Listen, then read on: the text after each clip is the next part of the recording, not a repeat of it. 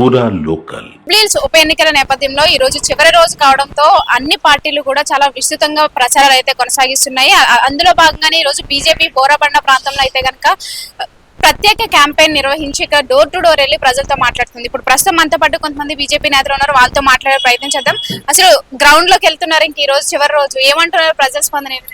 ప్రజల స్పందన అయితే ఆల్రెడీ బీజేపీకి పట్టం కట్టడానికి అందరూ రెడీ ఉన్నారు. మేము కూడా ప్రతి ఒక్క కార్యకర్త దగ్గరికి ప్రతి ఒక్క బూత్ లో ఆల్రెడీ వెళ్ళి విజిట్ చేసాం. ప్రతి ఒక్క కార్యకర్త కూడా మాకు ఆల్రెడీ 100% ఇస్తున్నారు. మేము ఆల్రెడీ ఈసారి మేము బీజేపీకి ఓటేస్తున్నాం. వేరే పార్టీలు ఎన్ని పైసలు ఇచ్చినా ఆ పైసలు తీసుకొని కూడా మేము ఆల్రెడీ ఈసారి బీజేపీకి పట్టం కడతామని ప్రజలు చెప్తున్నారు. అవును, మరి ఇటు కాంగ్రెస్ అలాగే బీఆర్ఎస్ కూడా డబ్బులు పంచిపెడుతుందని చెప్పేసి అంటారు. మరి బీజేపీ ఏ విధంగా ఓటర్స్ ని? అందరికీ తెలుసు మేడం, బీజేపీ పార్టీ అనేది డబ్బులు పంచే పార్టీ కాదు. అది ప్రతి ఒక్కరికి కూడా తెలుసు. బీజేపీ పార్టీ అనేది డబ్బులు పంచేది కాదు, డబ్బులు పంచకుండా పనిచేసే పార్టీ. బీజేపీ పార్టీ అనేది డబ్బులు పంచకుండా పనిచేసే పార్టీ.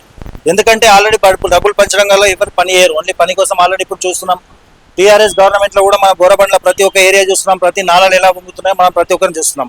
అలాగే కాంగ్రెస్ గవర్నమెంట్ వచ్చిన తర్వాత వాళ్ళు ఎన్నైతే స్కీములు చెప్పారో ఏది కూడా ఇప్పటిదాకా చెప్పలే. ఆరు అని చెప్పారు, 6 గ్యారెంటీలు అని చెప్పారు. 6 గ్యారెంటీల నుంచి ఒక్కటి ఓన్లీ ఒక బస్ ఒక్కటే కన్ఫర్మ్ చేసి మిగతా అన్ని పెండింగ్ లోనే ఉన్నాయి. అలాగే కూడా ఇప్పుడు వచ్చేటటువంటి లోకల్ బాడీ ఎలక్షన్ లో కూడా బీజేపీ అనేది విజయకేతం ఎగరవేస్తుంది.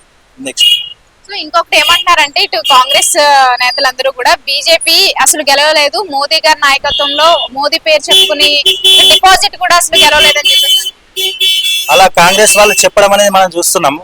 ఇప్పటిదాకా 21 రాష్ట్రాలలో బీజేపీ అనేది విజయకేతం అని ఎగిరేసింది. ఇక్కడ కూడా గెలవది అనుకున్న వాళ్ళు ఆల్రెడీ టీఆర్ఎస్ వాళ్ళు చెప్పారు, కాంగ్రెస్ వాళ్ళు అనుకున్నారు. అప్పుడు ఎంపీ సీట్లలో టీఆర్ఎస్ కూడా ఒక సీటు కూడా రాలేదు. కాంగ్రెస్ కూడా ఓన్లీ 8 సీట్లకే పరిమితమైంది. అందులో వచ్చేసి గెలవాలంటే మేము గెలిచి చూపించడం 8 సీట్లు. రేపు జూబ్లీహిల్స్ లో అసలు ఏ విధంగా మీకు ఓట్ల షేర్ అనేది ఎక్కువగా రాబోతుంది అంటారు? ఎలాగో మైనారిటీస్ ఓట్లు చూస్తే కాంగ్రెస్ కి బీఆర్ఎస్ కి ఎక్కువ ఉన్నాయి, మరి బీజేపీ ఏ విధంగా గెలవబోతుంది? ఎలాంటి ఓట్లు? ఇప్పుడు మైనారిటీ ఓట్లు అనేది మేము ఆల్రెడీ ఎప్పుడు కూడా మేము వాళ్ళని కాదనలేము ఇప్పటి వరకు కూడా. ఎందుకంటే ముస్లింలకు కూడా మేము ఆల్రెడీ ఎప్పుడు కూడా అగెనిస్ట్ కాదు.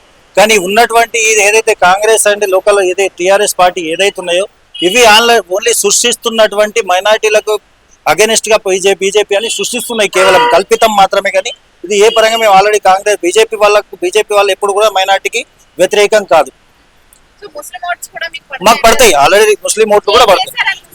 త్రిపుల్ తలాక్ అనేది ఎత్తివేయడం వల్ల కూడా దాని వల్ల మాకు కొంచెం బెనిఫిట్ కూడా ఉంది. ప్లస్ వాళ్ళకు కూడా ఏదైతే మేము ఆల్రెడీ గవర్నమెంట్ రకంగా ఏదైతే కేంద్రం నుంచి వస్తున్నటువంటి ఏదైతే ఉన్నాయో ప్రతి ఒక్కరికి కూడా ముస్లిం అని హిందువులే కాకుండా అందరికీ సమానంగా తీసుకొని